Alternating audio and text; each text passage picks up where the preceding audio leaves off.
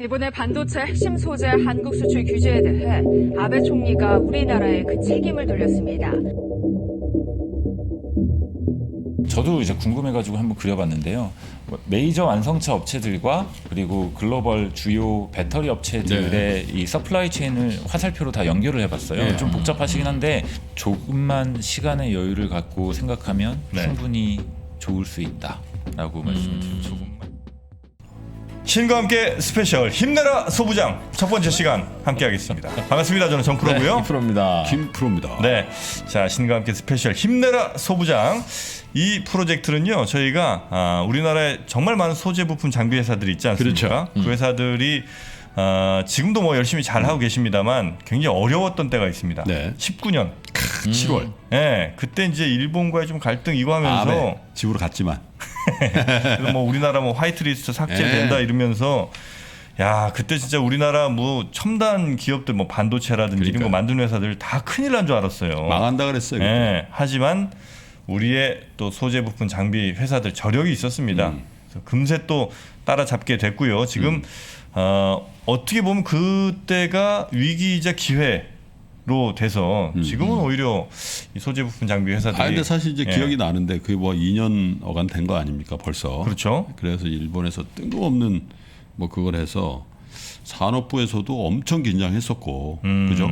그리고 이제 산업부 산하에 한국 소재 부품 장비 투자 기관 협의회라는 데가 있어요. 이름이 좀 길군요. 네. 네. 원래 많은 일을 하면 길어지죠. 네. 그래서 제가 사실은 현업에 있을 때 IB 본부장 할 때도 굉장히 많은 일을 했던 협의회인데 여기도 고생을 많이 했습니다.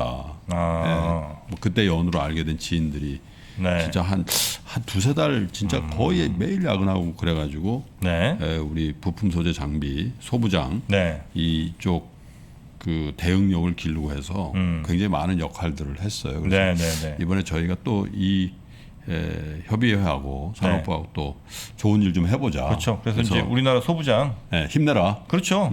소재 부품장 대체로 이제 중소기업들인 경우가 많으니까. 그렇죠. 또 우리 중소기업들 약진할 수 있는. 그래서 어떤 기업들이 있는지는 좀 알아야 우리도 뭐 예를 들면 뭐 투자도 할 수도 있고 혹은 그 회사 제품도 우리가 좀 알 수 있는 거니까 그래서 요즘 전문가분들을 모시고 우리의 현재 소재 부품 장비 뭐 회사들의 현재 뭐 기술 상황이라든지 또 혹은 뭐 M&A 얘기 같은 것도 나올 수 있고요. 그래서 어떻게 지금 나아가고 있는지를 한번 들어보도록 하겠습니다. 그렇죠. 여기가 또 특별히 업체 소재 부품 장비 쪽의 업체와 투자자들을 연결시켜 주는 일을 하거든요. 여기가 그래서 이 프로그램 보시면서 투자하시는 분들 또 투자를 받으셔야 되는 분들 저희가 이제 프로그램 말미암아 그 이제 컨택을 좀 드리면 좋을 것 같아.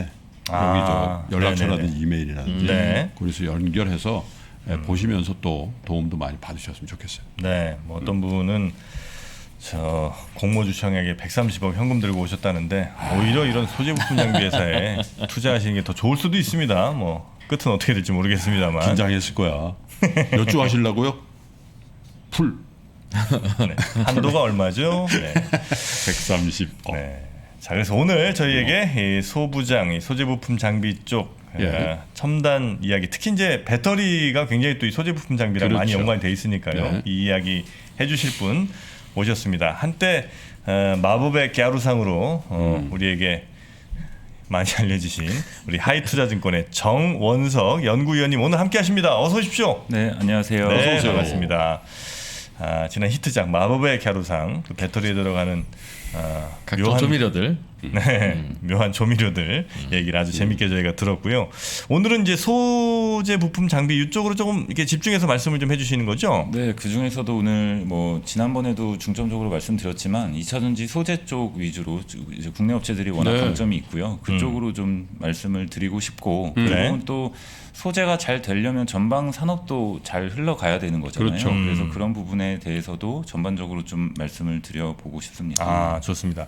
그럼 일단 뭐 2차전지 소재 쪽이라고 하면 그 무슨 막 분리막 뭐 이런 거죠? 음극재, 양극재 뭐 이런 거. 그렇죠. 네. 그래서 이제 제가 그 자료를 하나 가져왔는데요. 네. 일단 첫 번째 페이지에 보시면은 첫 번째 페이지에 보시는 게 지난번 이제 작년 제가 7월인가 8월 정도에 나왔었던 것 같아요. 네. 정말 오랜만에 이제 나왔는데 그때 이제 말씀드렸던 거를 그냥 한 페이지에 일정만 좀 정리를 해서 왔습니다. 네. 그래서 이제 지난번에 말씀을 드렸던 게 결국은 완성차 업체들이 요구하는 배터리의 사양은 우리가 충분히 예측이 가능하다라고 그렇죠. 말씀을 드렸고요. 네. 그게 크게 보면 뭐 4가지에서 5가지 정도 됩니다. 일단 첫 번째는 주행 거리를 늘리는 방향이고요. 네. 두 번째는 배터리 가격을 떨어뜨리는 부분, 그리고 세 번째는 안정성을 높여야 되고, 네. 네 번째는 충전 시간을 줄여야 되고, 다섯 번째 저온 특성이라든지 수명을 늘리는 이런 5가지 정도로 저희가 정리를 할 수가 있습니다. 네. 그러네요. 그런데 이게 결국은 뭐 한 가지만 딱 바뀌어서 바로 해결이 되는 게 아니라 네. 저희가 배터리에서 4대 소재라고 부르는 양극재, 음극재, 분리막, 전해액 네. 이 4가지가 복합적으로 다 기술 발전이 이루어져야 되고 이런 부분에서 국내 업체 뭐 배터리 셀 업체뿐만 아니라 네. 소재 업체들이 워낙 이제 또 강점이 있다라고 볼 수가 있을 것 같습니다. 네, 자료에 뭐 많은 기업들이 물론 중복이 많이 되는데 업체명이 다 있죠. 그죠? 국내 그러네요. 관련 업체들. 네. 에코 프로비엠부터 시작해서 덕산 테코피아까지 네. 상장 비상장 다 있는 거죠. 네, 맞습니다. 상장 비상장 가리지 않고 종합적으로 넣어놨으니까 네. 이제 서플라이 체인은 또 뒤에도 나옵니다. 참고로 보시면 될 것 네. 같고요. 간단하게 이제 4대 소재 역할에 대해서 한번 정리를 해드리자면 네. 네. 결국은 이제 양극재가 하는 역할은 에너지의 밀도를 높여주는 에너지의 힘의 원천이 되는 거죠. 그래서 여기에서 리튬이온을 많이 만들어주면 많이 만들어줄수록 이제 주행거리가 길어지고 파워가 높아지고 네. 이런 역할들을 하게 되는 거고요. 그리고 이제 음극재에서 이 저희가 배터리 충전 시에 에너지를 저장하는 역할을 합니다. 그래서 지금 이 음극재에서 배터리 에너지를 저장을 할 때 지금은 이제 지난번에도 그 마법의 가루 때 많이 말씀을 드렸지만 지금까지는 대부분 흑연으로 되어 있고요. 네. 앞으로 이제 실리콘을 적용을 같이 하는 방향으로 첨가하는 방향으로 지금 기술 발전의 예. 로드맵이 짜져 있다. 아래 그림에 보시면 아실 수 있을 것 같습니다. 사실 작년에 이제 실리콘을 말씀을 드릴 때에도 분명히 이거는 좀 이제 약간의 시간이 필요할 수 있다라는 부분에서 말씀을 드렸는데 최근에 이제 폭스바겐 파워데이에서도 그렇고 뭐 LG 에너지 솔루션이라든지 삼성 SDI도 그저께 이제 실적 발표가 있었거든요. 그렇죠. 실적 발표에서도 음극 쪽은 분명히 이제 실리콘으로 가겠다. 모든 업체들이 다 공통적으로 이야기를 하고 있습니다. 네. 네. 그래서 결국은 이제 흑연보다 실리콘이 에너지를 저장하는 능력도 좋고요. 네. 그리고 그때 분자식 구조로 비교를 해드렸는데 LiC6 구조와 Li4.4 실리콘의 구조이기 때문에 실리콘은 리튬이온을 한번 저장을 할 때 4마리씩 확확 잡아먹기 때문에 확 스펀지가 물을 빨아들이듯이 잡아 당기면 충전 속도가 빨라질 수 있다라고 말씀을 드렸었던 네. 거거든요. 그래서 이제 폭스바겐도 파워데이 때 충전 시간의 단축을 위해서는 음극재 실리콘이 적용이 돼야 된다라는 부분에 대해서 이제 이야기를 했었던 거고요.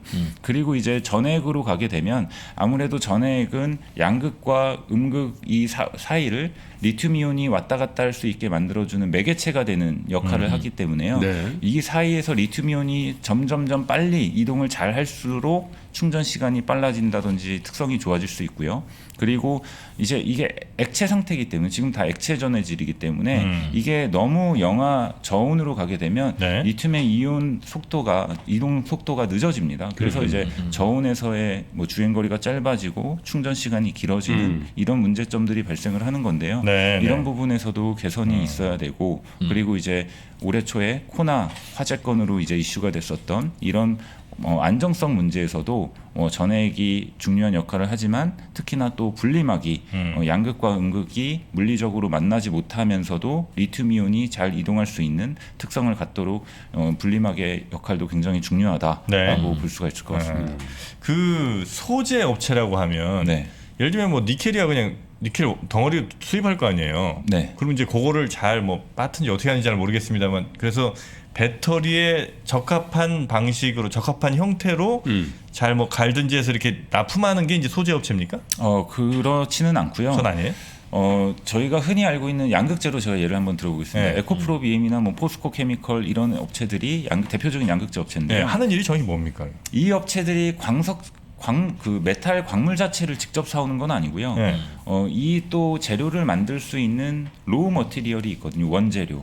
이거를 저희가 보통 흔히 전구체라고 하는데요. 네. 이 전구체를 만드는 업체들이 또 따로 있습니다. 전구체. 네네. 이건 전고체랑은 좀 다른.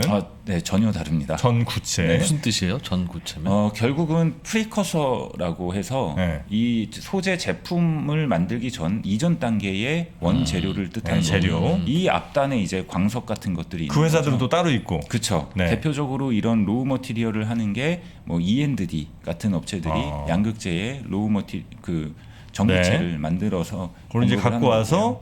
소재 업체에 주면 소재 업체가 그거를 다시 믹싱과 가공을 해서 이제 제품화, 상품화를 시키는 다른 이제 전구체 몇 개를 섞을 수도 있고. 맞습니다. 그죠? 네, 예를 들면 NCM, NCA 이런 양극재 구조면 네. 니켈, 코발트, 망간, 알루미늄 같은 이런 전구체들을 가져와서 네. 이거를 저희가 이런 세라믹 도자기 도기에 넣어놓고 400도씨 정도로 가열을 해야 하는 거거든요. 그런 이제 생산 설비를 갖춘 게 에코프로 BM이라는 업체가 네. 이런 업체 양극재 업체들이 이런 설비를 갖추고 있는 거고요. 그럼 그거까지 해서 네. LG화학이나 뭐 이런 데를 예를 들어 납품한다 치면 그럼 LG 에너지 솔루션은 그냥 갖다 끼면 끝이에요? 이거를 이제 또 공정 프로세스를 거쳐서 네. 양극은 이제 알루미늄 극판에, 음극은 구리 극판에 잘 이렇게 코팅을 하는 겁니다. 이 코팅을 할 때 뭐 여러 가지 방법이 있겠지만 지금 반죽도 해야 되고. 그렇죠. 네. 이걸 이제 슬러리로 만드는 저 거고요. 반죽이라고 표현해요. 반죽. 네. 현업에서 그죠? 아니 맞습니다. 진흙처럼 네, 약간 저희가 습식 공정을 대부분 사용을 하고 있거든요. 네. 지금은. 그런데 이제 뭐 참고로 좀 말씀을 드리자면 양극 같은 경우에는 NMP라는 유기용매 베이스의 슬러리를 만들게 되고요. 음극, 흑연 이쪽은 보통 이제 물 베이스 수계 공정을 거치게 됩니다. 그래서 이런 그 액상의 슬러리 형태로 만들어서 네. 극판에 코팅을 할 때 이제 롤트롤 공정을 통해서 각 업체들이 잘 이 네 가지 4대 예. 소재를 조합을 한 다음에 각형이나 파우치 형태에 넣게 되는 거죠. 네, 네. 자, 각각의 소재 업체들이 이제 이런 일들을 지금까지 이제 잘 해왔던 거고 앞으로도 지금 계속해서 이제 기술 개발을 하면서 더 발전하고 있는 상황인 거죠? 그렇죠. 지금 기술 발전은 계속되고 있고요. 뒤에서 또 자세하게 말씀을 드리겠지만 제가 최근에 많이 이제 이 2차 전지 섹터를 보면서 느끼는 거는요. 네. 이게 한국이 워낙 2차 전지 소재의 강국이기 때문에 저희가 주식시장에서도 많은 업체들이 있어 보이지만 이제는 사실상 거의 글로벌 탑이 된 것 같아요. 기술력이 워낙 앞서 있고 네, 배터리 3사가 소재 쪽에. 그렇죠. 그리고 배터리 전방 업체 3사가 딱 버티고 있다 보니까 워낙 소재도 이제 캐파도 크고 이미 기존의 양극 쪽에서 1위 업체였던 뭐 스미토모라든지 일본 업체들 다 이제는 캐파를 저희가 넘어섰습니다. 그리고 앞으로도 점점 더 커질 거고요. 그래서 그런 부분에서 한국이 강국이기 때문에 소재 업체들이 많아 보이지만 이게 우리 생각처럼 그렇게 쉽게 들어올 수 있고 이런 건 아니다. 그리고 이런 거니까 사실 우리가 부품 소재 장비 그죠? 통상 이렇게 얘기를 했었어요. 근데 그 재작년부터 소재 부품 장비로 바뀌었잖아요. 소부장으로. 그죠? 네. 근데 왜 그러냐면 옛날에 부품 소재 장비라고 할 때는 소재가 우리가 굉장히 약했거든. 네. 소재 쪽은 굉장히 약했다고. 그죠? 맞습니다. 대부분 일본 대일 의존도가 높고 부품이 그나마 좀 우리가 그랬잖아요. 네네. 근데 이게 이제 사실은 중요도도 중요도지만 어떤 판세도 물론 이제 다 그런 건 아니지만 이 2차 전지 소재 쪽은 대한민국이 잘 나가게 됐다 이런 것도 반영하는 것 같아요, 그죠? 네, 아무래도 이제 19년도에 있었던 그 일본 수출 규제도 네. 저희 어느 정도는 이제 기업이라든지 정부 차원에서도 조금 생각의 변화가 있었던 것 같고요. 네. 그리고 특히나 2차 전지 같은 경우에는 뭐 소형도 국내 업체들이 많이 하고 있었지만 네. 특히 이 전기차 배터리 쪽으로 시장이 흘러가면서부터는 국내 셀 업체들이 굉장히 많은 준비를 해왔고 네. 그 과정에서 국내에 있는 소재 업체들과 손을 잡고 같이 개발을 진행을 하다 보니 네. 그런 부분에서 기술력을 많이 이제 올린 것 같아요. 네. 현재 우리 업체들이 가고 있는 그 방향은 전 세계에서 보더라도 이걸 이제 선도하면서 이게 세계적인 어떤 표준에 뭐 다르지 않은 요렇게 잘 가고 있습니까? 아니면 전 세계랑 뭐 가는 방향이 좀 다를 수도 있잖아요. 중국 업체와는 조금 차이가 있는 것 같습니다. 중국과는 좀 차이 있고. 네. 이제 CATL 같은 경우에는 많이 들으셨겠지만 인산철 배터리라고 해서 LFP 저렴하지만 네.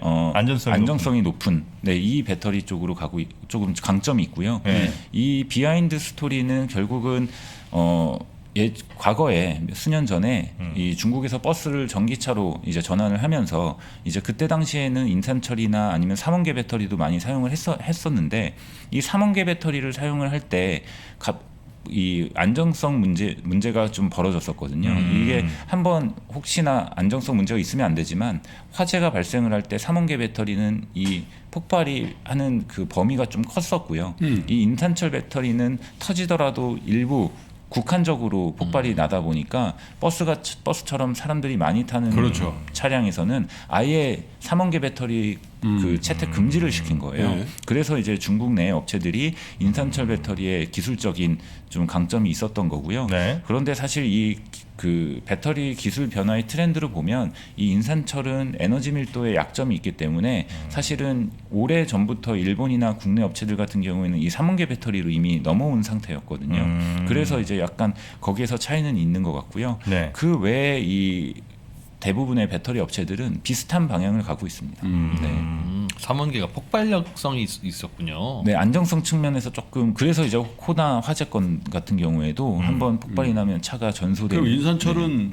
그 약점이 오래 못 간다는 건가요? 그쵸, 주행 거리의 약점이 주행거리 좀 짧다. 있습니다. 네. 그럼 중국이 우리나라 삼원계 배터리 업체들 그 채택 안 한 게 그게 뭐 속셈은 뭔지 몰라도 나름의 명분은 있었네요. 네. 버스에다 이렇게 위험한 걸 어떻게 달아라는. 그런데 이제 승용차에도 안 달아줬었거든요. 네, 그래서 그거는 아무래도 자국 내 업체들을 보호하기 그러겠죠. 위한 네, 네. 정책이었던 것 그런 같고요. 것이다. 네, 하지만 유럽이라든지 미국이라든지 우리나라, 일본 전 세계는 삼원계로 가고 있다. 네. 네. 그리고 뭐 그 물론 중국 업체들도 삼원계는 같이 합니다. 네, 같이 하는데 LFP 배터리를 특히나 좀 더 잘 하고 있는 거고요. 그 외에 이제 다른 나라들은 이제 삼원계 배터리 네. 쪽으로 가고 있고 거기에서도 국내 업체들이 워낙 기술력은 앞서 있습니다.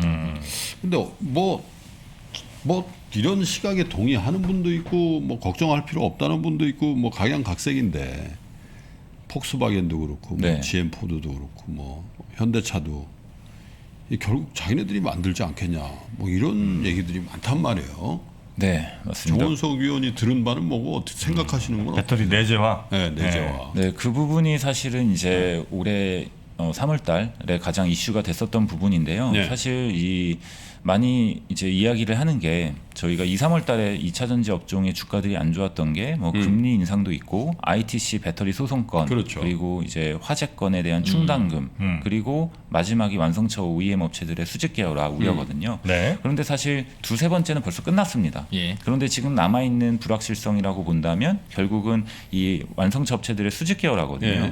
그런데 제가 이제 두 번째 장표에 가져왔는데요. 결국은 저는 이렇게 생각합니다. 완성차 업체들이 배터리를 수직 계열화 내재화하기 위해서는 두 가지 조건이 받쳐줘야 되는데요. 배터리도 결국은 장치 산업이거든요. 제조업. 그렇죠. 그러면은 규모의 경제를 생각해야 됩니다. 그렇기 때문에 일단 자동차 업체 중에서 점유율이 높은 업체들 정도가 생각을 할 수가 있을 것 같고요. 네. 거기에 두 번째 투자할 수 있는 체력이 뒷받침이 돼야 됩니다. 그러려면 결국은 현재 내연기관 업체들, 완성차 업체들 중에서도 퍼스트티어 업체들만이 이거를 좀 검토를 할 수가 있는 거죠. 예. 여기 왼쪽 그림을 보시면 결국은 이 메이저 업체들이라고 하면 뭐 폭스바겐, GM, 현기차, 도요타 이렇게 탑 4고요. 그 외에는 스텔란티스라든지 르노니산, 포드 요 정도가 이제 탑급이라고 볼 수가 있을 것 같은데요. 제 결론은 여기에서 사실 저는 수직 계열화를 할 수 있는 업체는 대부분 끝났다라고 판단을 합니다. 결국은 스텔란티스, 르노니산은 사실상 여러 업체들이 조합해서 만들어진 사공이 많은 업체들이고요. 그 업체들 개개인을 하나하나씩 따로 떼서 보면 그렇게 체력이 강하지가 않거든요. 예. 그런데 이제 그나마 남아 있는 게 그럼 현기차 정도의 수직 계열화 가능성입니다. 그런데 사실 업계에서는 현기차가 뭐 회사의 공식적인 그런 것들은 아니지만 어느 정도 이 배터리 수직 계열화에 대한 생각은 많지 않은 것 같고요. 네. 그러고 혹시나 만약에 현기차가 수직 계열화를 한다고 하더라도 저는 그게 그렇게 국내 배터리 산업의 리스크 요인이라고 보지는 않습니다. 주가도 마찬가지고. 마찬가지고요. 한 가지 예로 말씀을 드리면 네. GM이 이제 LG 에너지 솔루션과 이제 내재화를 같이 하고 있는데요. 그 합작 법인 그 발표를 한 게 19년 12월이거든요. 이때 주가를 보면 발표한 직후에 배터리 3사가 전부 올랐습니다. 같이. LG 화학만 오른 게 아니고요. 결국은 국내 업체들과 손을 잡는 것들은 그렇게 주가에 큰 리스크 요인은 아니다라고 본다면 완성차 업체, 뭐 폭스바겐이 내재화하는 것은 분명히 타격이에요. 분명히 영향은 있지만 네. 그럼에도 불구하고 이제 추가적인 완성차 업체들의 내재화 움직임은 상당히 제한적일 것 같고요. 그 외에 또 큰 시장이 남아 있기 때문에 네. 충분히 기회는 있을 것 같습니다. 설령 그 자동차 만드는 회사들이 내재화를 하더라도 소부장 업체들은 큰 타격은 없겠네요. 오히려 더 좋을 수 있고. 어쨌든 그쵸. 같은 원료로 같은 재료로 써야 될 거 아니에요. 맞습니다. 특별히 이상한 배터리가 초기에는 나오지 않아요. 분량도 많이 나올 테니까 재료 많이 쓸 것 같은데. 아 그렇겠네. 수율 좀 잡기 어렵다면서요. 처음엔. 세 번째- 망치고 걸릴 거 네. 아니에요. 네, 그 준비한 자료 세 번째 페이지를 한번 봐주시면요. 네, 그렇죠. 저희가 이제 저도 이제 궁금해가지고 한번 그려봤는데요. 메이저 완성차 업체들과 그리고 글로벌 주요 배터리 업체들의 이 서플라이 체인을 화살표로 다 연결을 해봤어요. 네. 좀 복잡하시긴 한데 배터리 업체들이 가운데 있고 양옆에 자동차 회사들이 있습니다. 네, 그런 정원석 구도입니다. 의원이 이런 거 참 잘 그려. 아, 매번 느끼지만. 네. 이번에 워낙 저희 RA가 고생을 해가지고 이건 저희 RA가 RA가 전적으로 열심히 그려줬습니다. 정원석 의원 팀 잘 네, 맞습니다. 그려. 그래서 여기 보시면은 결국은 여기 노란색 음영 표시로 되어 있는 게 결국은 배터리 수직 계열화가 지금 체결된 업체들이에요. 아까 말씀드렸던 메이저 업체들 중에서 그 테슬라를 포함한 총 5개 업체들이 공식화했습니다. 배터리 내재화를요. 그게 테슬라이고요. 근데 테슬라는 이제 원형을 쓰기 때문에 여기에서는 제외를 했고 그 외에는 GM, 폭스바겐, 도요타, 그 다음에 스텔란티스 그룹의 아주 일부 이렇게 지금 체결이 되어 있는데요. 그 외에는 현기차밖에 없다라고 네. 말씀을 드렸었던 거고 그런데 이제 시장에서는 놀스볼트 같은 업체들이 과연 빨리 양산을 할 수 있겠냐 이런 부분에 대해서 이제 많이들 말씀을 하시지만 저는 일단은 양산할 수 있다라고 가정을 하고 보는 게 맞다. 그래야 네. 저희가 보수적인 관점에서 접근을 할 수 있으니까요. 시간은 좀 걸릴 수는 있지만 과거에 이제 폭스바겐 그 놀스볼트가 본인들의 홈페이지에 그렇게 명기한 적도 있었는데요. CATL의 중국 엔지니어들과 LG화학의 한국 엔지니어들 그리고 파나소닉의 일본 엔지니어들을 전부 스카웃을 해왔다. 그래서 같이 연구원으로 근무를 하고 있다라는 이야기들을 직접 했을 정도로 이미 경험이 있는 엔지니어들이 가 있기 때문에 네. 시간은 좀 걸릴 수는 있어도 일단 양산할 수 있다라고 보고 있고요. 그 외에 다른 기회 요인들을 보는 게 맞지 않을까라고 생각합니다. 그리고 이제 소재 업체들은 또 이런 새로운 신생 업체들한테 공급을 할 수 있는 추가적인 기회는 더 열리는 거니까요. 소재 업체들에게는 굉장히 좋은 기회입니다. 네. 다른 예를 들면 뭐 유럽이나 이런 데에서도 소재 업체들 막 약진하는 데들이 좀 보입니까? 아니면 우리나라가 워낙 잘합니까?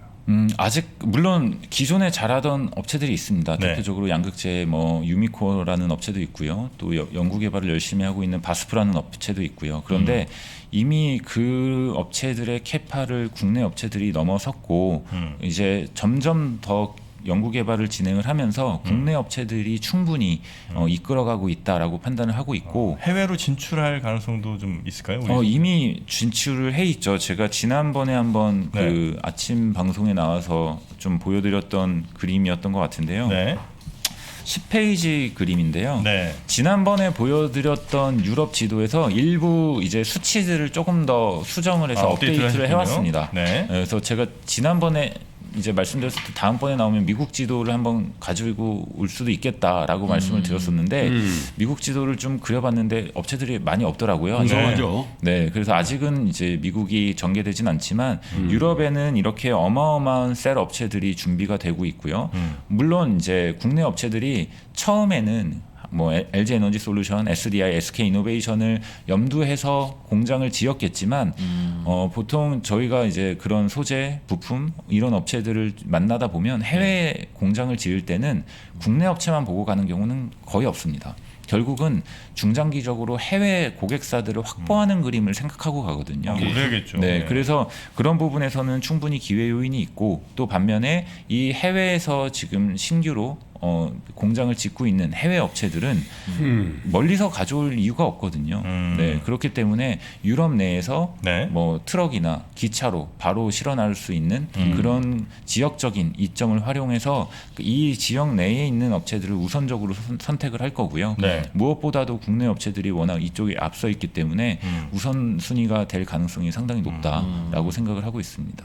그건 이제 전 세계가 다 인정하는 바고요. 우리만 얘기하는 건 아니죠. 그건 아닐 거라고 봅니다. 네. 알겠습니다. 이 우리 소재 부품 장비 회사들 정말 힘제 나실 만한 내용들이 계속해서 좀 나올 텐데 대단한 거 아니에요? 네. 유럽을 그냥 다 장악해 버렸네. 네, 우리 소부장 우리 힘내라 소부장 특집으로 오늘 정원석 연구원과 함께 지금 이야기하고 있고요. 하지만 계속해서 이제 기술을 또 새로운 기술들이 이제 막 나오고 또 개발하고 있을 거 아닙니까? 예를 들면 뭐 새로운 음극재 기술이라든지 뭐 이런 뭐 혹은 뭐 전구체까지는 아직 좀 먼 얘기인 것 같긴 하고요. 하여튼 이런 새로운 기술들 중에 우리가 좀 눈여겨봐야 될 혹은 뭐 그걸 준비하고 있는 이런 기술들은 혹시 뭐가 좀 있을까요? 네, 대표적으로 이제 리튬이온의 기술적인 한계를 네. 넘어설 수 있는 게임 체인저로 전고체 배터리를 많이 말씀을 하시는데요. 그 전에 제가 이제 소재 관련해서 네. 그래서 꼭 이제 드리고 싶은 말씀이 네네네. 하나가 있어서 그것만 먼저 하나 말씀을 드리고 넘어가도록 해보겠습니다. 일단 그 9페이지 그림을 보시면은요. 네. 예. 지금 여기에는 양극재, 음극재, 전액, 분리막 뭐 그런 업체들의 그 서플라이 체인들의 캐파 계획을 제가 조금 정리를 해봤어요. 예. 뭐 고객사들도 제가 좀 적어놨고요. 여기 이제 대표적으로 양극재 업체들이 있는데요. 제가 이제 그 각 업체들에서 약간 그 컴플라이언스 이슈들이 있어서 공개할 수 없는 캐파들에 대해서는 전부 적지는 못했지만 대표적으로 국내에는 양극재 업체가 5개나 있습니다. 네, 굉장히 많아요. 그래서 뭐 쉬워 보이지만 결코 그런 건 아니고요. 이 5개 업체들이 지금 캐파를 준비하고 있는 상황을 보면은요, 21년에 대략 25만 톤 정도의 캐파가 연말 기준으로 만들어집니다. 25만 톤이면 차로 따지면 몇 대 들어가는 거예요? 그거는 제가 수치로 좀 계산을 해봐야 될 것 뭐 같습니다. 8톤 트럭 몇 대 뭐 이런 거 지금 말씀하시는 거예요? 8톤 트럭 몇 대? 자동차 아니 대수로 전기차 환산하면 몇 대를 만들 수 있는 전기차 몇 대? 전기차 몇 대 만들 수 있는 거 아니에요? 지금 봤을 때는 저도 좀 그건 지금 제가 숫자가 머리에 없어서 계산을 따로 해봐야 될 것 같습니다. 굉장히 많은 양인 거죠 이게. 그 말씀을 드리려고 하는 게 아니고요. 네. 지금 이렇게 캐파 준비되고 있는 상황을 보시고 그 다음에 수요를 한번 보실 필요가 있어요. 그래서 21년에 25만 톤 정도에서 23년이 되면 66만 톤이 됩니다. 네, 3배 정도 가까이 늘어나게 되는 거죠. 그런데 25년에 이 양극재 지금 시장 조사기관들이 전망하고 있는 양극재 특히 3원계 배터리의 수요가 25년에 250만 톤에 달할 거라고 예상을 하고 있거든요. 그런데 말씀드렸다시피 양극재가 국내에 5개 업체가 있고 이 업체들이 워낙 이제 캡티브 고객사를 가지고 전방 업체들을 가지고 잘 하고 있기 때문에 사실 지금 이 추세로 봤을 때에는 국내 업체 이 5개가 점유율 50% 이상을 차지하는 게 굉장히 당연해 보입니다. 다른 업체들이 차지하는 것보다는요. 네. 그런데 250만 톤의 25년 수요에서 절반 정도라면 120-30일 텐데 23년에 저희 캐파가 65만 톤 정도밖에 안 돼요. 훨씬 더 증설을 세게 해야 됩니다. 그리고 또 다른 예로 제가 동박을 한번 예로 들어보면요. 동박의 25년 수요가 대략적으로 75만 톤 정도의 수요를 지금 예측을 하고 있거든요. 그런데 지금 국내 업체들이 3개의 업체가 있습니다. SK 넥실리스, 그 다음이 이제 일진 머티리얼, 그리고 새로 진입하는 솔루스 첨단 소재 이런 업체들이 있는데요. 올해 기준 이 전지박의 캐파가 10만 톤이고요. 이제 23년 정도가 되면 25만 톤이 돼요. 그러면 이 동박에서도 국내 업체들이 굉장히 기술적인 강점을 가지고 있거든요. 그러면은 25년 75만 톤의 절반 이상을 국내 업체들이 대응을 해줘야 되는데 결국은 이 캐파가 턱없이 모자랍니다. 그래서 저는 지금 생각은 시간이 지나면 지날수록 현재 업체들이 가지고 있는 캐파 증설의 계획이 훨씬 더 상향 조정될 가능성이 높다라고 보고 있고요. 동박은 이미 공급 부족입니다. 그래서 지금 최근에 일진 머티리얼 같은 업체들도 놀스볼트에게 굉장히 좋은 가격에 장기 예. 공급 계약이 수주가 나왔고요. 그런 측면에서 우리나라 업체들이야 당연히 국내 업체들이니까 조금 그나마 안정적으로 그 공급을 받을 수 있겠지만 해외 업체들 같은 경우에는 공급에 불안감이 있을 겁니다. 그래서 결국은 이 업체들이 안정적인 공급을 받기 위해서 국내 업체들에게 계속 물량을 요청할 수밖에 없는 이런 현상들이 지금 계속 좀 중장기적으로 이뤄질 가능성이 높다라고 보는 거죠. 한 25년까지 그러면 지금 현재 만드는 회사들이 못해도 한 5배, 많으면 10배 이상씩 늘려야 될 수밖에 없는 상황이네요. 네, 맞습니다. 맞습니까? 21년 대비 25년에 소재 수요가 대부분 한 5배씩 늘어나는 그림인데요. 그거의 절반 정도를 국내 업체들이 차지한다라고 했을 넣어야 때 된다. 지금 증설 계획은 턱없이 많이 부족합니다. 네. 정프로가 좋아하는 첨보도 여기 있네. 제가 좋아하는 게 아니라 그때 그냥 그게 눈에 보였던 거예요. 첨보들이 있긴 있네요. 네. 여러 회사들이 이렇게 지금 열심히 좀 뛰고 있는데 그러면 이렇게 매출이 뻔히 늘어나는 게 보이는 거면 좀 이게 가격도 많이 매우 사야 되는 거 아니에요? 매우 사야 되는 거 아니에요, 진짜? 그래서 실제로 이제 네. 주가가 최근에 보시면 중간에 약간 조정은 있었지만 대부분의 이 핵심 소재 업체들의 주가는 이미 신고가를 많이 소재 업체들. 네, 경신을 하고 있고요. 예. 셀 업체들의 주가는 최근에 좀 지지부진하지만 네, 소재 업체들은 굉장히 주가가 근데 좋은 앞으로도 편이고. 셀 살 바에는 핵심 소재 이쪽으로 사야 되겠네. 네, 뭐 제가 여기서 컴플라이언스 때문에 딱 잘라 말씀드릴 수는 없지만 소재는 중장기적으로 그림이 나쁜 회사가 잘 보이지 않는 것 같습니다. 오케이. 현재 대체로 다 시점에서는. 괜찮다 이거죠? 네. 채로. 아닌데 나는 왜? 왜? 지금 신고가라고요? 대표적으로 뭐 에코프로비엠, 네. LNF, 뭐 포스코 케미컬, 예. 동화기업이라는 업체도 이제 그 밑에 계열사로 그렇죠, 계열사로 동화일렉 있죠. 전해액을 하는 업체인데요. 네. 그 업체도 굉장히 주가가 좋은 편이고 물론 일부 업체들은 주가가 아직 여전히 조금 지지부진한 업체들도 있습니다. 아하, 다만 그런 회사 그 차이는 어디서 와요? 결국은 이 물량 증가의 속도와 그리고 뭐 대표적으로 실리콘 응급제 같은 경우에는 아직 본격 확대 시기가 아니거든요. 그런데 양극재는 지금 이미 과거서부터 필수재로 사용되어 오던 게 훨씬 빠르게 늘어나는 그림이기 때문에 현재로서는 양극재가 주가가 굉장히 좋은 편이고요. 네. 음극재, 양극재 같이 쓰이는 거는 아니에요? 응급제 말씀이세요? 예. 그렇습니다. 양극재 응급제요? 예, 같이 씁니다. 그런데 기존의 흑연 음극재를 국내에서 하고 있는 유일한 업체가 포스코 케미컬입니다. 네. 그 외에는 흑연 음극재를 하는 국내 업체는 없고요. 네. 거기에 이제 실리콘 음극재를 좀 첨가해서 사용을 하게 되는데 그 업체들은 아직 본격적으로 시장이 열리지가 않았습니다. 첨가제는 아직 네, 내년 하반기부터 23년으로 넘어가면서 좀 본격적으로 시장이 열리기 시작할 것 같습니다. 이제 슬슬 또 준비해 보겠습니다. 그러면. 네. 야, 근데 작년에 내가 에코프로비엠인가? 네. 그때 뭐 작년 봄인가 한번 상한가 치고 막 난리 난 적 있었잖아요. 네. 그때 뭐 대형 수주 나와가지고. 네네.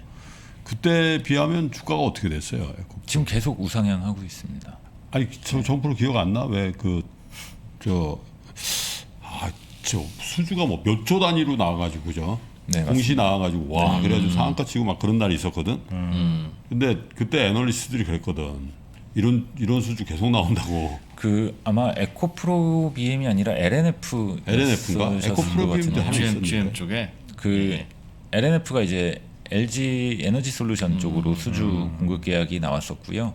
그리고 최근에는 이제 이노베이션 쪽으로도 공급이 진행이 되는 것 같습니다. 네. 하여튼 이게 성장성이 확실히 보이는 이런 걸 다 이것도 참 대단한 거지. 아니 투자를 안 할 수가 안할 없네요. 수가 없네. 예, 이 정도 상황이면. 근데 이제 할 거 없지. 그 방향에서 아까 이제 정프로님께서 말씀하셨던 네. 만약에 신기술이 또 진입을 한다면 네네네. 이 그림이 또 달라질 수는 있죠. 예. 그래서 이제 전고체 배터리에 대한 뭐 투자자분들 그리고 업계에서도 많은 기대감도 있고 네. 혹은 또 반대로 어렵다라고 보시는 분들도 있는데요. 그 부분에 대해서 좀 간단하게 말씀을 네네네. 드려보겠습니다. 네. 자료 이제 12페이지인데요. 예. 전고체 배터리 워낙 많이 들어보셨을 거예요. 그리고 이제 해외 미국 주식을 투자하시는 분들은 퀀텀스케이프도 뭐 많이 들어보셨을 거고요. 그래서 이 전고체 배터리는 결국은 핵심은 액체 전해질이 사라지고요. 액체 전해액이 없어지고 분리막도 사라지게 되고 그거를 고체 전해질이 대체하는 겁니다. 전체 고체라는 거죠? 그렇죠. 전체 고체로 그게 만들어진 전고체죠? 네, 배터리라는 의미입니다. 그게 가장 핵심이고요. 그런데 그렇게 되면 결국은 이 발화성 물질인 액체 전해액이 없어지기 때문에요. 화재에서 좀 더 안정성이 높아지게 그렇군요. 되는 거고요. 그리고 그 부피도 줄일 수 있어서 여러 가지 부품 수도 줄일 수 있고 예. 안정성이 높아지니까 그 관련된 부품도 줄일 수 있고 여러 가지 장점이 있습니다. 그래서 그 부분에 대해서 결국은 많은 업체들이 지금 연구 개발을 진행을 하고 있고 결국은 앞으로 뭐 주행 거리도 길어져야 되고 그리고 완전 자율 주행이 되면 지금보다 엄청난 데이터를 연산을 해야 되기 때문에 한 네. 대에 뭐 10테라바이트 하루에 이렇게 만들어내는 소비 전력이 30% 높아지게 되면 결국은 고에너지 밀도의 배터리 필요성은 필요하지. 높아질 수밖에 없고요. 저도 전고체 배터리의 연구가 필요하다. 그리고 개발이 필요하다라는 건 너무나 동의를 합니다. 그런데 지금 이게 과연 어떤 기술적인 부분에서 그 허들을 넘어야 결국은 제품화가 될까라는 부분에서 제 개인적인 생각을 좀 말씀을 드리고 싶은데요. 13페이지입니다.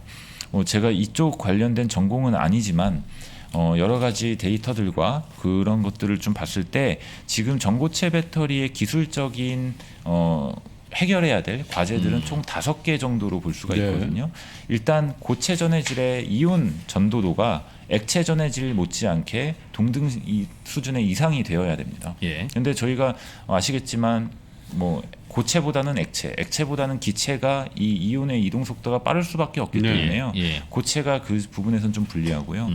두 번째는 아무래도 이 화학적인 그 범위가 반응성 범위가 넓어야 됩니다. 그래서 충분히 부수적인 저희가 필요하지 않는 반응이 일어나지 않도록 그런 화학적인 반응이 범위가 넓어야 되고요. 세 번째는 열적 그리고 화학적 안정성이 높아야 되고요.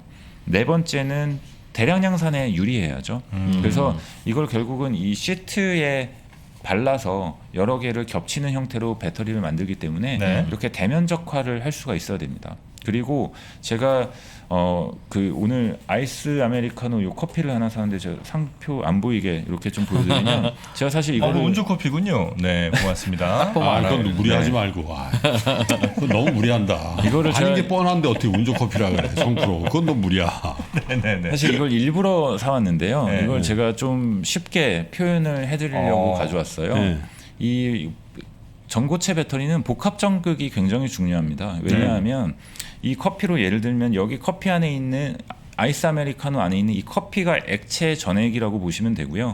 여기 안에 들어있는 얼음이 양극재라고 보시면 됩니다. 지금 전액에 폭 담겨 있죠. 이 액체 전액과 양극재가 만나는 접촉 면적이 굉장히 넓습니다. 그래서 이 이온이 리튬이 이동하는데 전혀 문제가 없죠. 저항이 굉장히 낮습니다. 그런데 이 액체 전액의 역할하는 커피가 지금 다 없어졌다라고 보고요. 얼음만 가득 차 있다라고 했을 때 결국 이 상태에서 리튬 이온이 이동을 하려면 얼음과 얼음 간을 뛰어넘으면서 연결 그 통로로만 다녀야 되거든요.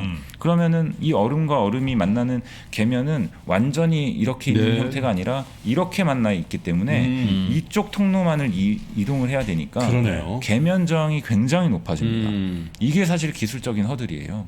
이거를 이제 잘 해결을 해야 되는 부분이 필요하고요. 대량 양산으로 가기 위해서는요. 그 다음이 음극재의 변화. 이 5가지의 변화가 필요합니다. 그런데 이 중에 하나만 해결하는 것도 쉽진 않을 것 같은데 5개를 다 해야 돼요. 5가지를 지금 다 극복을 해야 됩니다. 어느 하나 완벽하게 지금 완성이 된 게 아니라고 판단을 하고 있고요. 그렇기 때문에 많은 업체들이 지금 25년 혹은 늦어도 27년 이렇게 양산을 타겟을 하고 있는데 이 시기가 과연 그렇게 빨리 올 수 있을까라는 부분에서는 좀 많은 생각이 들더라고요. 그리고 더군다나 이 전고체 배터리의 여러 가지 뭐 종류가 있긴 한데요. 이거를 지금 이 고체 전해질을 대량 양산할 수 있는 캐파를 확보한 업체가 아직은 전 세계에 없습니다. 결국은 지금 연구실 단위에서 좀 이루어지고 있고요. 결국은 이것도 규모의 경제를 통해서 가격 경쟁력을 갖추는 데까지도 또 오래 걸릴 수 개발 이후에도 또 시간이 걸리기 근데 때문에요. 그 전고체 배터리 말고 지금 일반 우리가 하고 있는 그 각형이든 파우치든 이게 자체적으로 지난번에도 이제 갸루를 넣으면 네. 이게 성능 향상되고. 성능 향상이 된다. 그걸 훅 가버리면 전고체 배터리 해가지고 나왔어. 네. 뭔 차이가 있는데 뭐 이렇게 될 수도 있는 거예요? 제가 지난번에 이제 말씀을 드렸던 여러 가지 기술 로드맵 그리고 여러 가지 첨가제들 이런 것들을 섞으면 지금보다 훨씬 더 특성이 우수한 배터리를 만들 수 있는 건 맞습니다. 그런데 지금 리튬 이온 배터리는 굉장히 오랫동안 연구 개발이 이루어져 왔던 거고요. 지금 이제 그런 실리콘 음극재와 여러 가지 몇 가지의 지금 기술 변화 이후에는 거의 지금 리튬 이온의 배터리의 거의 이 끝에 와 있다라는 느낌이에요. 리튬으로 만드는. 네, 마지막 한 단계의 레벨업 정도가 남아 있는 겁니다. 이거를 이제 뛰어넘으려면 아예 소재 자체가 좀 변화가 이루어져야 되는 거예요. 그래서 그렇구나. 지금 그런 변화가 나타나면 주행 거리가 현재 400km 뭐 이 정도 수준이 아니라 충분히 500-600km 정도까지도 갈 수가 있고요. 그리고 폭스바겐의 파워데이 때 이야기한 것처럼 만약에 이제 음극재 쪽에 실리콘을 같이 섞어주게 되면 고속 충전의 시간도 지금의 뭐 30분 이런 게 아니라 20분 이내로 더 들어올 수 있게 한 15분 정도 15분? 네, 15분 정도 수준으로 줄일 수 있다라고 이야기들을 하고 있는 건데 여기에서 한 번 더 레벨업이 되기 위해서는 전고체 배터리의 필요성은 분명히 있습니다. 전고체 하면 충전 시간이 뭐 한 5분 내로 줍니까? 그런데 그것도 사실은 여러 가지가 좀 바뀌어야 되는데요. 결국은 말씀드렸듯이 이 충전 시간을 줄이려면 음극재 쪽의 역할이 중요하거든요. 근데 음극재 쪽이 이 14페이지의 그림을 한번 왼쪽 그림을 한번 보시면은요. 네. 여기에 지금 제가 몇 가지 이 차트를 그려놨는데 여기에 맨 왼쪽에 있는 게 현재 리튬이온 배터리의 에너지 밀도라고 보시면 되고요. 그런데 이제 오른쪽 세 개에 있는 것들이 전고체 배터리인데 여기에서 흑연 음극재를 쓰게 되면은 에너지 밀도도 그렇게 지금 리튬 이온에 비해서 높아지지 않고요. 충전 속도에 큰 차이도 없습니다. 그래요? 결국은 음극재가 새로운 변화가 있어야 되는 건데 그게 지금 가장 대두되고 있는 게 리튬 메탈 음극재이거든요. 이 리튬 메탈은 말 그대로 리튬을 금속화해서 음극재로 채택을 하는 거고 그렇게 되면 기존의 흑연이 사라지게 됩니다. 그래서 이 부분에 대해서 변화가 좀 있어야 되는데 리튬 메탈을 사용을 못하는 이유는 원래 이 리튬이온 배터리는 개발 초기에는 이 리튬 메탈로 시도를 했었어요. 왜냐하면 저희가 화학적인 이 리튬의 특성을 보면 이건 누가 봐도 음극재로서 굉장히 좋은 특성을 가지고 있거든요. 그런데 이거를 사용하지 못하는 이유는 덴드라이트 현상이라는 문제가 가장 심각합니다. 그게 이제 오른쪽 그림에 있는 건데요. 이 리튬 메탈은 반응성이 너무 좋아서요. 이 계속 사용을 하다 보면 이렇게 송곳처럼 삐죽삐죽 계속 솟아납니다. 리튬 이온이 어느 한 부분에서 쭉 삐죽하게 고드름처럼 솟아나게 되는 종이석처럼 이렇게 자라나요? 네, 그래서 이제 저희가 덴드라이트라고 부르는 거거든요. 이 부분이 생기게 되면 결국은 이거는 지금 액체 상태가 아니라 고체 전해질 형태라고 봤을 때 이 고체과 고체끼리 저희가 잘 만나게 만들어줬는데 이 고드름이 계속 이 전극을 밀어냅니다. 그렇게 되면 접촉 면적이 점점 줄어들면서 저항이 높아져서 배터리 특성이 금방 떨어지게 되고요. 결국은 이게 고체 전해질을 뚫어버리면 바로 터지게 됩니다. 그래서 그런 부분에 있어서 이 리튬 메탈로 가야 되는 건 맞지만 여러 가지 덴드라이트를 억제하기 위해서 뭐 전도성이 있는 물질로 코팅을 해준다거나 여러 가지 지금 연구 개발들이 이루어지고 있는 과정인 거죠. 아니 우리 소부장 기업들도 이걸 준비하고 있습니까? 아니면 이거는 아무래도 소부장 단위에서 뭐 할 건 아니고 뭐 예를 들면 어디 국제 연구기관 같은 데서 좀 해줘야 되는 겁니까? 아니면 대기업이나? 일부 고체 전해질은 이제 준비가 연구 개발은 좀 되고 있고요. 다만 이제 리튬 메탈 쪽은 아직 제가 확인된 업체들은 잘 보이진 않는 것 같습니다. 그리고 양극재는 어차피 그대로 사용을 하면 되기 때문에 큰 변화는 없을 거고요.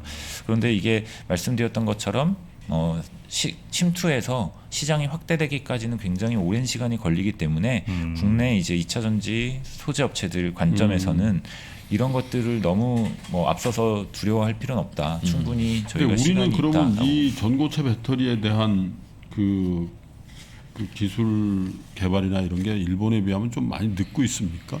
제가 여기 현실적으로? 이제 좀 한눈에 보실 수 있도록 표로 정리를 했는데요. 17페이지에 있습니다. 제가 이제 뭐 시간 관계상 설명을 드릴 수 있을지 모르겠지만 이 고체 전해질은 크게 황화물계, 산화물계 그리고 그 고분자계 이렇게 네. 세 가지로 나뉘는데요. 예. 결론적으로 업계에서는 황화물계가 가장 대량 양산에 적합한 전해질 종류다라고 보고 산화물계. 있고요. 예. 네, 이쪽에 지금 뛰어들어서 연구 개발을 하고 있는 게 대표적으로 토요타와 삼성이 있습니다. 아무래도 토요타는 2020년 기준으로 한 2,000여 개의 특허를 확보하고 있는 예. 이쪽 분야에서는 가장 기술력이 앞서 있고요. 그래서 토요타 같은 경우는 더군다나 정부 차원에서 지금 이걸 주도해서 가고 있거든요. 예. 그래서 토요타가 기술이 확실히 앞서 있고 네. 삼성 같은 경우에도 이제 작년에 네이처 논문으로서 뭔가 이제 기술적인 진보를 할 수 있는 가능성을 좀 보여줬기 때문에 국내에서는 삼성이 가장 앞서 있다라고 평가되고 있습니다. 작년에 그런 보도와 풍문이 있었죠. 네네. SDI. 자, 하여튼 뭐 고체 전해질 뭐 전고체 이 배터리가 언제 뭐 확실히 될지는 잘 모르겠으나 일단 당장 지금 2021년, 22년, 3년, 4년 이때까지는 하여튼 지금 현재 배터리 시스템이 굉장히 빠르게 확산되는 요 그림만큼은 뭐 틀림없는 그림인 거죠. 네, 갑자기 맞습니다. 뭐 내년에 뭐 전고체 배터리 나오고 이런 건 없다는 거죠. 네, 저는 개인적으로 전고체 배터리를 너무 지금 당장 두려워하지는 않아도 된다라고 말씀을 드리고 싶습니다. 정부로 좀 두려운가 봐. 아니 또 우리 소부장 업체들 열심히 이거 만들고 있는데 갑자기 뭐 게임 체인저 등장하고 이러면 그래서 좀 마음이 아픕니다. 이번에 공모주 청약했던 SK IET. 거기가 네. 분리막하는 분리막이죠. 회사잖아요. 네, 맞습니다. 그러니까 전고체 배터리가 나오면 분리막은 필요 없다면서요. 네, 그런데 미국에 상장되어 있는 퀀텀 스케이프와 네. 이번에 우리나라에 상장하는 SK IET 예. 중에 하나는 정면 승부를 해야 되는 거네요, 그렇죠? 그 최근에 이제 뭐 미국 시장에서도 퀀텀 스케이프가 뭐 이건 거짓말이다 아니다 그런 논란이 있었잖아요. 공매도 리포트도 네, 나오고 시험 그랬었죠. 리포트도 나오고 예. 했었는데 그게 이제 퀀텀 스케이프가 산화물계를 하고 있는데요. 네. 산화물계가 사실은 저희 흔히 말하는 세라믹 도자기거든요. 네. 이게 워낙 이제 단단하기 때문에 물성 자체가 네. 계면의 특성을 개선시키기 되게 어려운 기술로 알려져 있는데 그걸 이제 극복했다고 하니까 이제 굉장히 찬사도 있었지만 또 반대로 어렵다, 네. 쉽지 않다 이렇게 있는 건데요.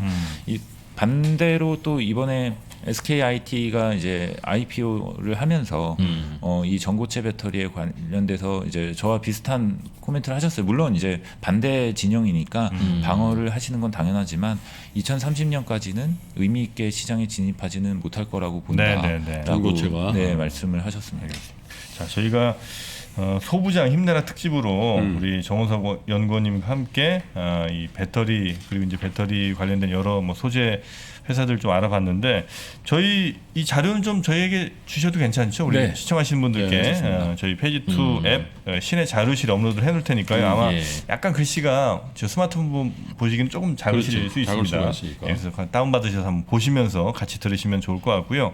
혹시 이 소부장 배터리 관련된 이 소부장 업체들에 투자하려는 개인 투자자들에게 요 말씀은 좀 뭐 리스크다니까 뭐 주의해라 혹은 뭐 이게 진짜 좋다 뭐 이런 것 얘기해 주실 만한 게 있다면 어떤 게 좀 있겠습니까? 조금만 시간의 여유를 갖고 생각하면 네. 충분히 좋을 수 있다라고 말씀을 드리고 싶습니다. 조금만 그 무슨 시간 뜻이에요? 급하게 하지 마라. 그것보다는 네. 뭐 당장은 빠질 수는 있죠. 사실 애널리스트도 지금 당장 뭐 한 달의 주가를 맞추라 그러면 이건 신이 아닌 이상 맞추지 못할 것 같고요. 예. 조금 더 여유 있게 뭐 6개월, 1년 혹은 뭐 2년 이런 정도의 시기를 보면서 접근을 하시면 충분히 성장 가능성이 크다라고 생각합니다. 1년 후에는 반드시 오릅니까? 오를 것 같습니다. 저도 한 가지 질문 있어요. 네. 혹시 다른 자동차 회사들이 배터리를 내재화하든가 네. 아니면 우리나라 회사 말고 이제 다른 배터리 회사들이 뭐 또 생길 수도 있고 할 때 그래도 소재는 이런 회사 거 써야 돼라고 할 때 들어가는 그런 소재 있다면 그건 경쟁력이 있는 것이고 맞습니다. 그렇지 않고 그냥 우리 동네에 있는 회사 쓰지 뭐 그런 회사 뭐 없겠어 하는 거면 좀 고민거리가 있을 텐데 그걸 구별할 수 있는 방법이 있어요. 즉 소재 업체나 중에서 배터리 네. 어떤 회사는 그 진입 장벽이 있는 기술이 있고 네. 어떤 회사는 없는가 투자에 좀 도움을 받으려고요. 개인 투자자분들이 조금 그 뭐 데이터를 정확하게 이제 확인을 하거나 찾으시기 조금 용이하진 않을 수는 있지만요. 네. 해외 업체들을 이렇게 밸류 체인을 같이 보시면서 예. 해외 업체들이 많은지 아니면은 해외 고객사 업체들이- 중에? 아닙니다. 같은 그 동종 경쟁사 업체, 중에? 경쟁사들이 중에? 예. 많이 없으면 분명히 우리나라 업체들이 강점이 있는 거고요. 근데 대부분 지금 이제 해외 업체들보다는 국내 업체들이 훨씬 강점이 있고 캐파도 훨씬 큽니다. 그리고 또 한 가지는 이 업체의 고객사가 다변화되어 있는지를 보시면 될 것 같아요. 해당 업체. 네, 그거는 국내- 사업 보고서에 보면 있나요? 사업 보고서는 사실 없고요. 예. 뭐 애널리스트 보고서에 조금 가끔 이제 코멘트가 되어 있거나 그리고 제가 여기 아까 네, 보여드렸던 여기 있어요. 표에 네. 최종 배터리 셀 고객사들을 좀 적어놨거든요. 네네. 이걸 보시면 국내 배터리 업체들 중에서도 3사에 모두 다 공급하는 업체들이 있는 반면에 예. 뭐 한 꼭 업체에만 그 납품하는 업체가 업체가 있죠. 기술력이 나쁘다는 건 아닌데요. 한 업체만 하고 있거나 네. 아니면 물량 자체가 좀 지금 전기차가 이렇게 빠르게 성장하고 있는데도 늘지 않고 생산량 자체가 그렇게 많이 빠르게 늘지 않거나 이런 부분에서 조금 판단을 하시면 좋을 네. 것 같습니다. 알겠습니다. 그게 이 자료 안에 있다. 네. 이 자료에 다 있어요. 근데 이거 국내 업체들은 대부분 네. 다 이제 많은 업체들을 고객사로 네. 확보하고 있습니다. 정리 다 해놓으셨습니다. 그래서 오늘 말씀 안 나온 내용들도 이 자료에 다 들어있으니까요. 이 자료 한번 꼭 살펴보시기 바라겠고요. 네. 앞으로도 우리 소부장 좀 열심히 힘내서 열심히 살아나기 위해서 우리 정원석 연구원님도 계속해서 잘하는 회사들은 열심히 공부해서 또 잘 알려주시고 네. 잘 못하는 회사들은 이렇게 좀 혼 좀 내시고 하면서 우리 개인 투자자 다른 사람들은 이렇게 격려를 해야 격려, 손을 내면 격려. 예. 어떡합니까? 손구녕 나봐야 됩니까? 자, 그래서 우리 개인 투자자들과 이 회사들과의 어떤 그 잘 다리 역할을 좀 해주시면 좋겠다는 생각을 하면서 오늘은 보내드리도록 하겠습니다. 자, 오늘 저희와 함께해주신 하이투자증권의 정원석 연구위원님 오늘도 대단히 고맙습니다. 네, 감사합니다. 고맙습니다. 네.